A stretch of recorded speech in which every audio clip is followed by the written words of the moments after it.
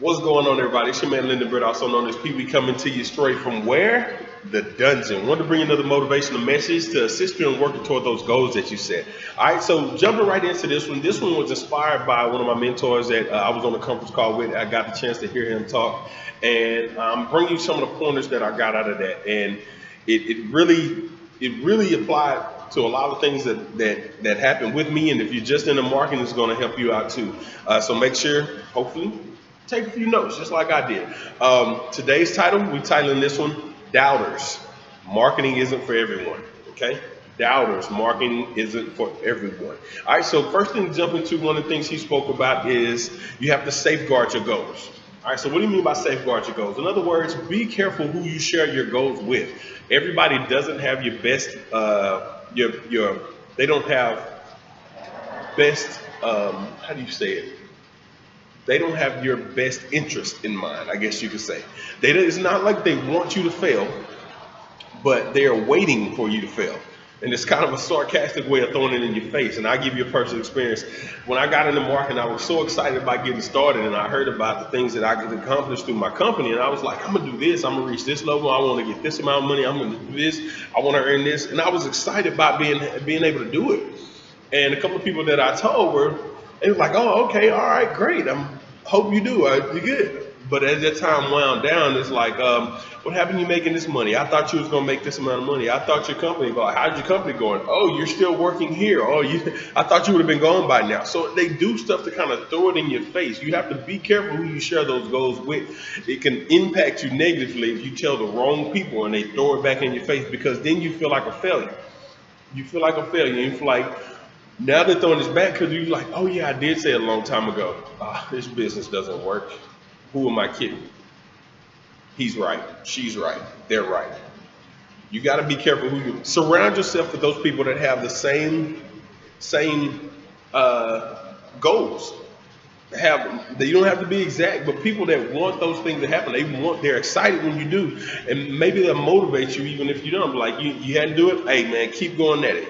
It might not be for me, but I believe you can do it. So you surround yourself with people that can motivate you and push you to accomplish those things that you really want to work for and accomplish.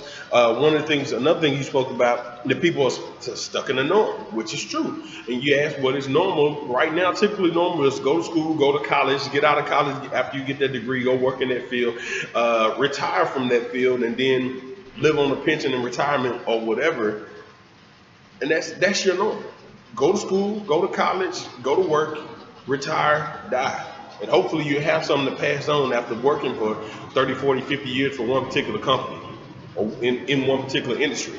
That's the norm. Not everybody wants to live that life. People want to be able to have that freedom to go and do what you want to at any given time.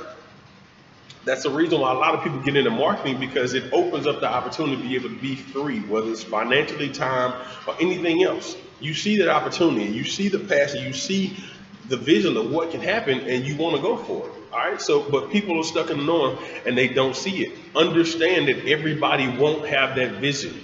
Marketing is not for everyone. You're going to have those doubters that say that's not real. Well, guess what? Those doubters may still be working at their job 20 or 30 years later. You never know. But you have to push towards your goals. You cannot limit yourself to what other people say you can't do. Because if you limit yourself to what others say you can't do, you're living out their dreams, not your own. I remember that. You're living out their dreams. Don't base your action on what someone else says. Why would you listen to someone? When you say, if your goal is to become financially independent and walk away from your job and say, and be able to do what you want, why would you listen to someone that works 2 or 3 jobs just to make ends meet, who tell you can't do it? They're working 2 or 3 jobs to make ends meet, but they're telling you can't do it. Why would you listen to that person? If you listen to that person and take heed to what they're saying and apply what they're saying in your life, guess what you're going to be doing? Working 2 or 3 jobs just to make ends meet. You don't want that. You don't listen to them. You go and listen to successful people that do what you're trying to do and do what they do. Another thing he spoke about was watch who you engage in discussion with dream stealers. When you get into a conversation, people like to debate. If you think about policy, people love to debate. You tell them one thing, they come back with a rebuttal. Oh, you can't do that. Well, I'm going to do this. Well, this says you can't do that. Well, that's against the law. Or this, whatever it may be, they love to debate. Dream stealers will debate with you all day long. It's almost like a discussion. It's two discussions that are never ended.